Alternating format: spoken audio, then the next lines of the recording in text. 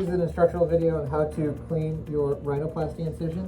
You can see the incision is here across the columella.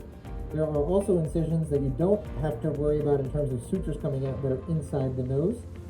Sometimes people have incisions on the outside as well.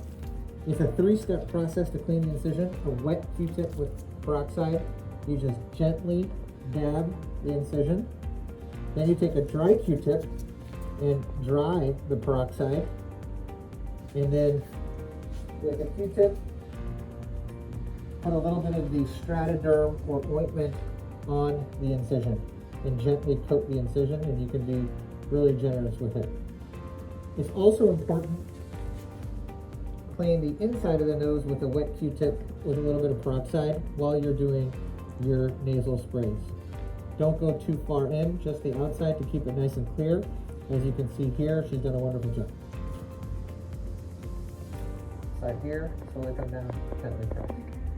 And hold it for about 2 seconds. Okay, and Go ahead and show me. just at that area? Just here, so we're going to wear it here and here. Okay. Yep.